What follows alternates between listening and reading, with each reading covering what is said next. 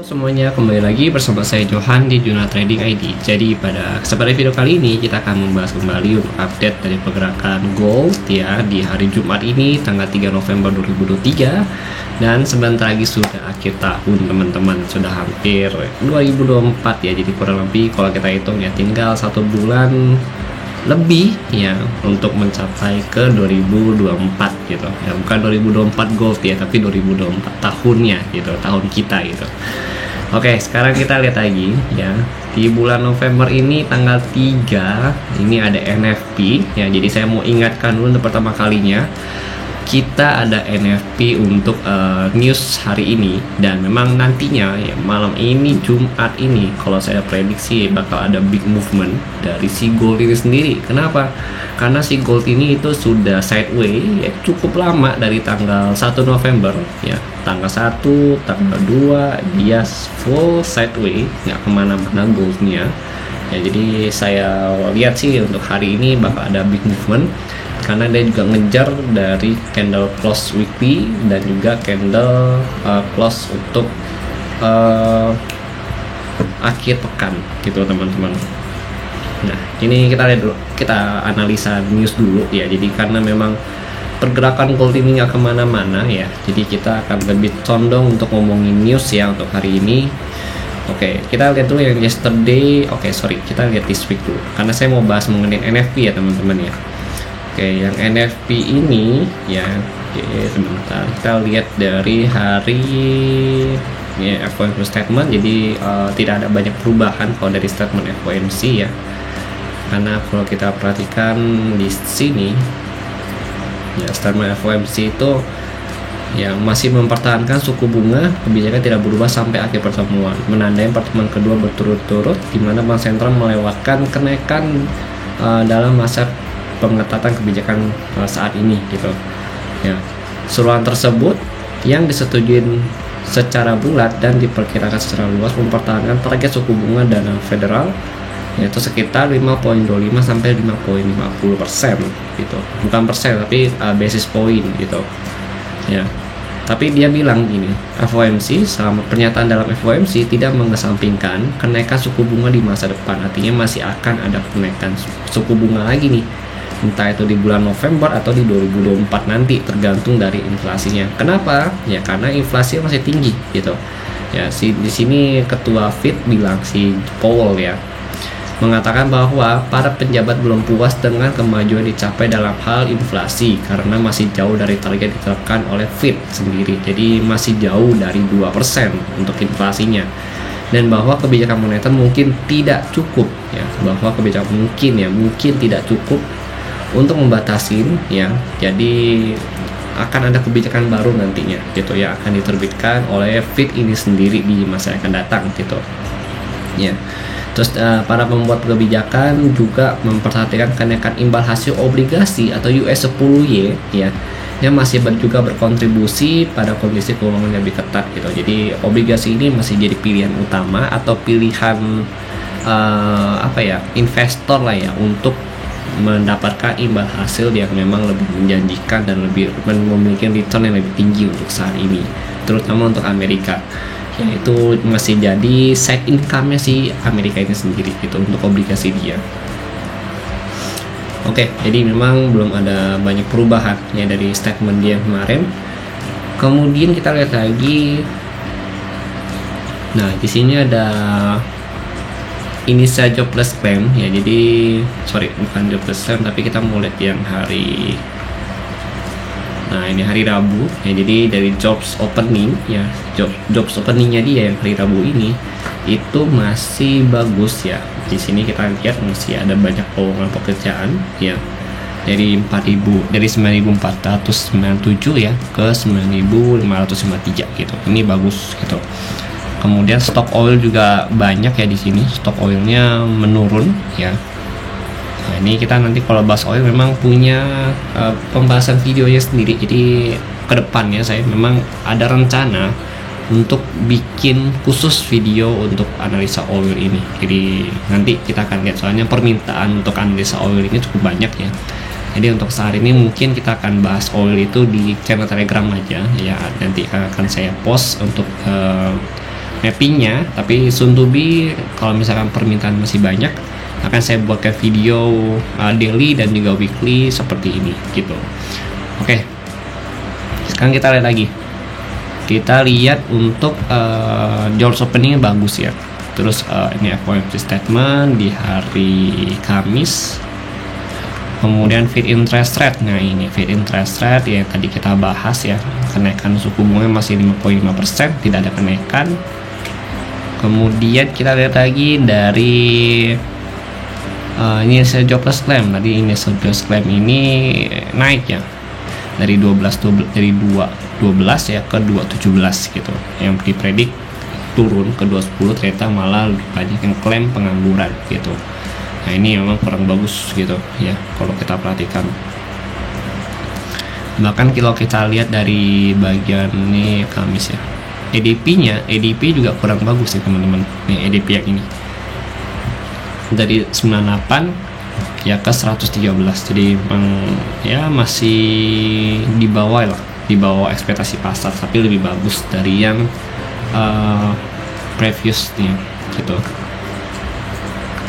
Oke, kemudian untuk non-farm productivity ini bagus ya, dari 4,1 ke 4,7 ya. Nah, jadi kalau kita perhatikan dari NFP hari ini ya, itu kalau kita lihat di jobless claim-nya dia ya, itu kurang bagus gitu. Jadi ada potensi 60% ya, kalau saya lihat hasilnya negatif untuk DXY, artinya di bawah perkiraan ya, atau di bawah atau lebih bagus dari prediksi pasar tapi di bawah perkiraan, di bawah apa ya, data realnya dia ya. Misalkan 188 ya untuk prediksi pasar, harganya itu untuk si NFP ini nanti dapatnya di mana, di 200. Nah, mungkin itu lebih bagus dari hasil forecast yang dari pasar, tapi lebih buruk dari data yang sebelumnya gitu. Itu sama aja minus gitu. Intinya yang nanti kita patokin adalah si data real ini ya, data yang nanti malam akan keluar itu harus lebih tinggi dari 336 baru kita katakan itu surplus ya untuk DXY gitu. Tapi kalau misalkan datanya yang keluar itu di bawah 336, itu artinya negatif untuk DXY gitu teman-teman ya. Kalau di bawah 336 itu negatif, tapi kalau di atas 336 itu positif gitu. Intinya gitu. Jangan kita terkecoh sama data forecast ini. Ini data forecast adalah forecast, bukan data real gitu. Ini hanya data sementara gitu sampai data real keluar gitu teman-teman. Oke, jadi kalau saya lihat, kalau kita perhatikan dari ADP ya, terus klaim penganggurannya juga masih cukup tinggi ya, itu masih kurang bagus untuk NFP-nya, dan posisinya itu potensial untuk negatif untuk DXY gitu ya. Kemudian kita juga lihat dari average hourly earning-nya atau pendapatan per jamnya di sini. Kalau kita lihat dari 0,2 naik ke 0,3. Nah, kalau yang ini tuh surplus untuk DXY gitu. Tapi let's see ya gimana. Soalnya sih kalau misalkan dari kemarin dengan naikin suku bunga itu ada apa ya,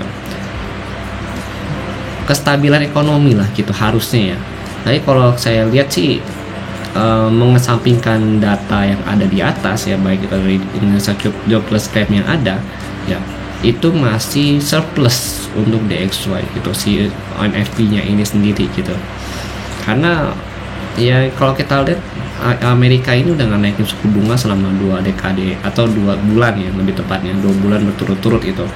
Harusnya memang dari segi perusahaan itu juga sudah mulai menstabilkan keuangannya, jadi bisa menambah karyawan gitu, dan apa ya, kayak rakyatnya juga lebih menstabilkan income-nya, juga bisa mulai cari kerja lagi gitu ya. Harusnya sih positif ya kalau kita lihat dari data yang ada gitu. Cuma kalau kita berkaca dari jobless claim yang ada ya, memang ini harusnya sih masih negatif gitu, karena jobless claim itu juga masih di bawah ekspektasi pasar gitu, bahkan di bawah dari bulan kemarin gitu teman-teman ya gitu. Jadi let's see lah nanti gimana ya. Kalau saya sih lihat masih 40% positif, 60% negatif, jadi lebih condong ke negatif untuk DXY ya datanya. Oke, kemudian kita lihat lagi Untuk XAUUSD ini ya kita mau cek dulu pakai ini apa, sesi ya, kita mau cek sesi dulu. Nah kalau dari sesi sendiri ya, ini height-nya untuk resisten, height London dan New York kemarin itu masih di 1991. Kemudian median untuk sesi New York yaitu di level harga 1984, jadi ini adalah area support yang cukup penting. Low dari sesi New York dan London itu ada di 1979 gitu, jadi ini support penting.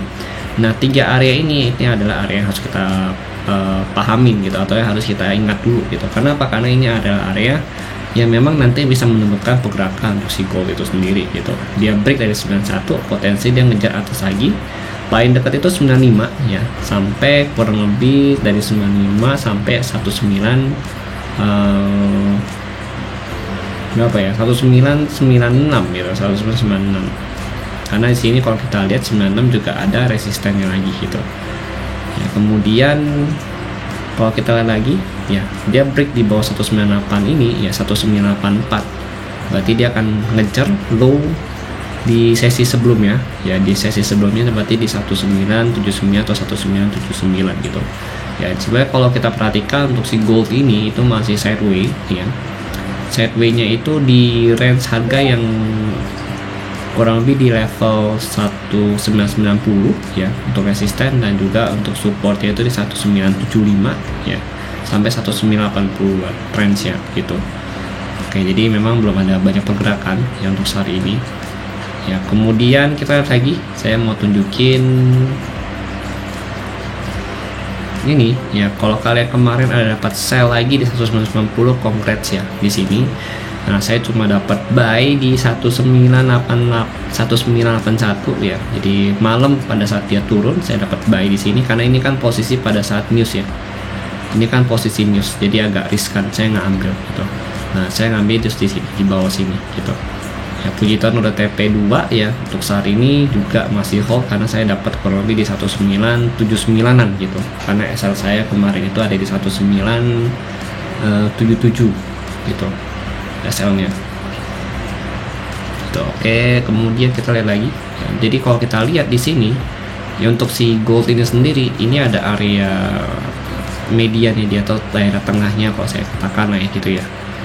Nah, ini kenapa kita sebut ini sebagai area tengah? Karena ini kalau kita lihat ini atas satu nggak break ya. Ini unbreakable, ini unbreakable ya. Jadi begitu dia break, dia lanjut naik gitu. Nah ini potensi kemana kalau kita lihat dari potensi atau dari technically yang ada di sini ya.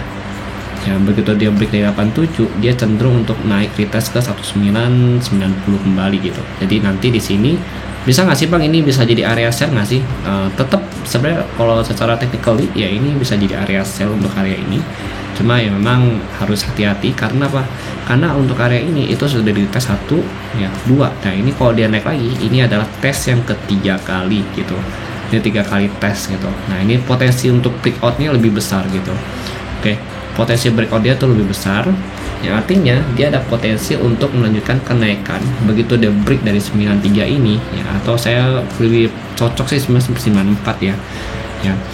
Itu dia akan lanjut ke harga 1998 sampai 2002 lagi gitu ya. Jadi dia akan potensi lanjut ke sini. Tapi masih bisa, bukan berarti ini nggak bisa diambil untuk selling point ya. Tetap bisa karena ini adalah area swap zone untuk si gold ini sendiri gitu. Nah, ada lagi yang memperkuat ya alasan kenapa ini masih jadi area sell ya. Di sini saya mau kasih tahu, kita lihat dulu, cek di sini. Nah ini dia teman-teman. Nah ini yang membuat kita tuh semakin yakin kalau 1990 sampai 94 itu adalah area sell untuk si gold ini sendiri. Kenapa saya bilang begitu? Karena untuk si buyernya ini sendiri ya, buyernya ya, dia butuh klaim balik si area 1994 sampai 1989 ini ya, untuk bisa melanjutkan kenaikan ke atas gitu. Jadi selama dia masih berada di bawah 194 ya, atau 1989, dia masih akan cenderung untuk potensi turun gitu si bayarnya itu, karena bayarnya belum masuk gitu. Ini masih daerah kekuasaan seller semua. Kenapa begitu? Karena kalau kita coba tarik ya Vivo ya dari area 1 dari area 2009 di sini sampai low-nya dia itu di 1969 ya, di sini ya. Jadi kita tarik dari atas ke bawah begini, oke. Nah, ini kita akan menemukan area golden ratio ya. Jadi ini golden ratio yang saya tandain. Nah, ini ya 61.8 sampai 50 teman-teman. Nah, ini adalah area golden ratio untuk si gold ini sendiri gitu. Artinya selama dia masih bertahan atau reject ya. Kalau kita lihat kan dia udah reject nih beberapa kali area ini. Kayak 1, 2 ya, ini dia juga reject 1, 2. Nah, ini adalah mother candle-nya dia. Jadi masih bearish power ya, menguasai si gold ini sendiri. Kalau buyernya mau lanjut naik ya, dia mesti minimal break dari 95 sih, kalau kita mau simpulkan ya. 95 ini dia break, baru dia lanjut naik ke atas gitu. Jadi selama di bawah 94 ya, dia masih ada potensi, atau 70% potensinya itu masih ke bawah lagi gitu teman-teman. Kalau misalkan di bawah 1994 gitu. Oke.